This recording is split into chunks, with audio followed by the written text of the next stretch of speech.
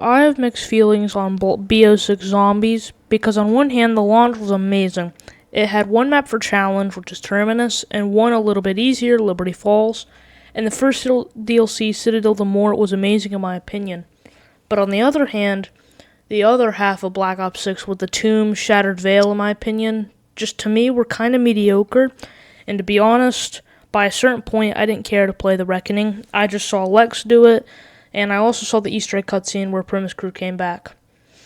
Now that the game, or the life cycle of Black Ops 6 is over, let's reflect on the positives and negative features of Black Ops 6 Zombies. Number 1, we're going to do 5 positives of Black Ops 6, and 5 negatives of Black Ops 6 Zombies.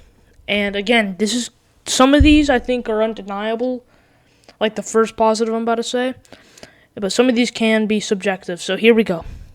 For the first positive, they added the save and quit feature for zombies, where when a new round starts, you can literally just save your game and quit, and as long as you load that save file within the next 30 days, you can play it, and then you can keep saving it, so you can kind of have a long match there. I think that's a feature that always needed to be in Zombies, and I'm pretty sure they kept it in Black Ops 7, which I'm glad. Number 2, actual round-based zombies. See, the most recent installment of Zombies before Black Ops 6 was Modern Warfare 3 Zombies, if I'm correct, and that was not round-based. It was open-world zombies, and honestly, Cold War Outbreak maps, they're kind of fun at sometimes.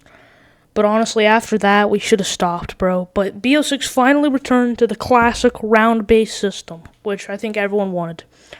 Third positive, a little controversial, and honestly, I don't use it too much, but I think it's more of a positive enhancement to Zombie, or this is more for the game at all. Omni movement. I think this is more positive than negative.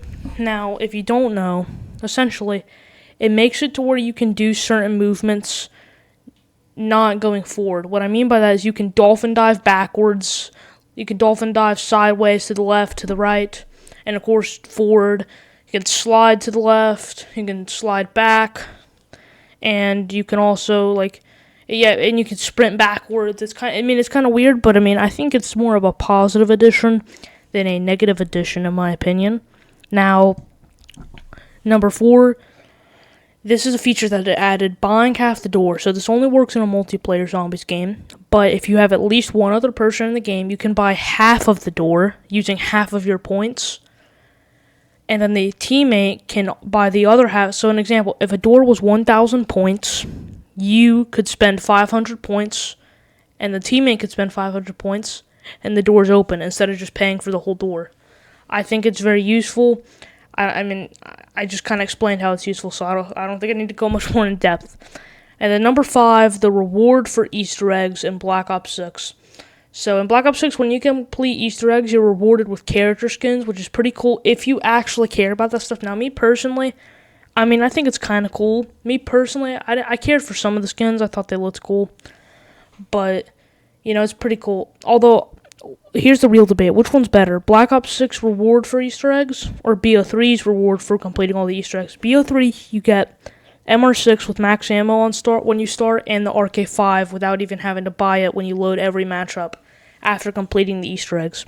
I personally prefer BO3's, but I can see someone preferring BO6, but also I think I just play Black Ops 3 way more than BO6. Now let's move on to the 5 negatives. Number 1, weapon rarity. Again, a lot of these are going to be subjective, me personally, but here's my negatives. Weapon rarity, some of this list of the negatives is going to be the Warzone mechanics. I want to really quickly preface, I actually did like these mechanics in Cold War Zombies, and maybe I'm dumb or something, maybe I don't get it, but for some reason, I'm kind of getting tired of it. I don't know why, but the weapon rarity, in my opinion, it's kind of fun upgrading it all the way, but I just prefer to get the gun and pack-a-punch it instead of having to upgrade all the way up to legendary rarity to get the most optimal. I guess it gives you something to do, but in my opinion, I think it's better without it. Number 2, the pause timer. Now, this can be, well, first let me explain.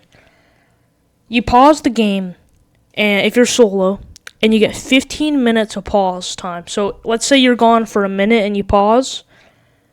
You will have 14 minutes left of time to pause. and then let's say like an hour later you pause, you'll still have 14 minutes left. So in total of the whole game, you have 15 minutes of being able to be paused.